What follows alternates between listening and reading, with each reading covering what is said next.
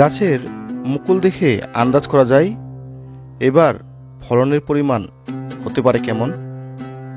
আগের বছরগুলোতে এই গাছটির 1/4 মুকুল আসত, যার ফলন হতো প্রায় 200 মণ। কিন্তু এবারের চিত্র একবারেই ভিন্ন। গাছের চারপাশেই মুকুল এসেছে, তাই লিজ নেওয়া ব্যক্তি আশা করছেন কমপক্ষে 500 মণ ফলবে, যার বাজার মূল্য প্রায় 15 লাখ টাকা। এতক্ষণ যে গাছটির কথা বলছিলাম নিশ্চয়ই বুঝতে পেরেছেন।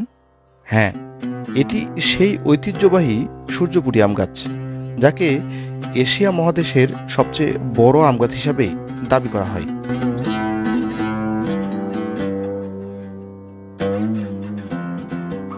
দুইশো 30 বছরের বেশি পুরনো ঐতিহ্যের সাক্ষী এই আম গাছ। ঠাকুরগাঁ জেলার বালিয়াডাঙ্গি উপজেলার আমদানখোর ইউনিয়নের হরিণবাড়ি মন্ডুমালা গ্রামে প্রায় 2 বিঘা জমি জুড়ে দাঁড়িয়ে আছে বিশাল আকৃতির এই আম গাছটি। বয়স প্রায় 230 বছর।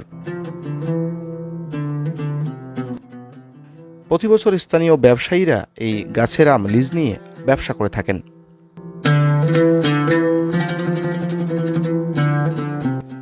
গাছটির বর্তমান মালিক নুর ইসলাম জানান, 3 বছরের জন্য গাছটির আম লিজ দেওয়া হয়েছে। তবে এবার আমের বিপুল পরিমাণ মুকুল দেখে তিনি নিজে বিস্মিত। গত 10 বছরেও এত বেশি মুকুল আসেনি।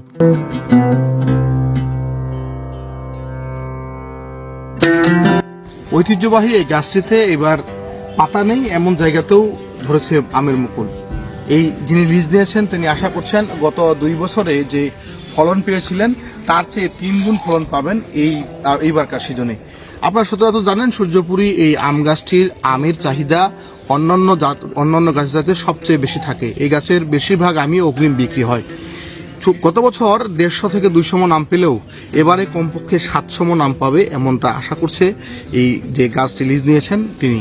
এবারে এই আমের চাহিদা যতগুলো মানুষের রয়েছে সকলের চাহিদা পূরণ হবে এমন প্রত্যাশা গাছের মালিকের।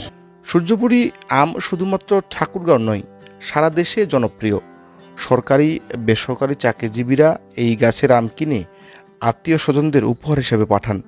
প্রতি বছর আম পাকতে না পাকতেই সব বিক্রি হয়ে যায়।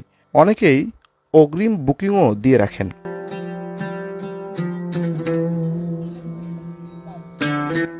তবে একটি বিষয়ে সতর্ক হওয়া জরুরি।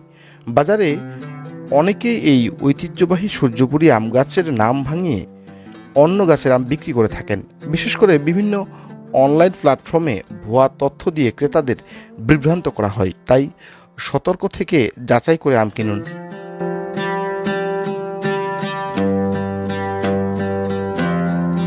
এখন আসা যাক কিভাবে আসবেন এই সূর্যপুরী আম গাছ দেখতে। রাজধানী ঢাকা থেকে এই আম গাছটির দূরত্ব প্রায় 446 কিলোমিটার উত্তর পশ্চিমে, আর ঠাকুরগাঁ জেলা শহর থেকে দূরত্ব প্রায় 40 কিলোমিটার।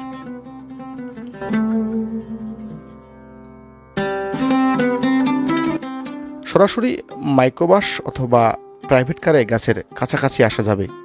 বাসে আসতে চাইলে প্রথমে ঠাকুরগাঁ জেলা সদর, এরপরে সেখান থেকে সিএনজি অথবা ইজি বাইক অথবা মোটরসাইকেলে আপনি আসতে পারেন।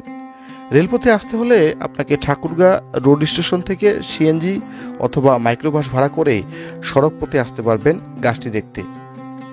চাইলে আপনি আকাশপথেও আসতে পারেন। সৈয়দপুর বিমানবন্দর থেকে নেমে মাইক্রোবাস অথবা মোটরসাইকেল অথবা ব্যক্তিগত গাড়ি ভাড়া করেও আপনি আসতে পারেন। এই ঐতিহ্যবাহী আম গাছটি শুধু একটি গাছ নয়, এটি বাংলাদেশের ইতিহাস ঐতিহ্যের একটি অংশ। আপনি যদি প্রকৃতি ও কৃষি ভালোবাসেন তাহলে একবার এই গাছটিকে অবশ্যই দেখতে আসতে পারেন।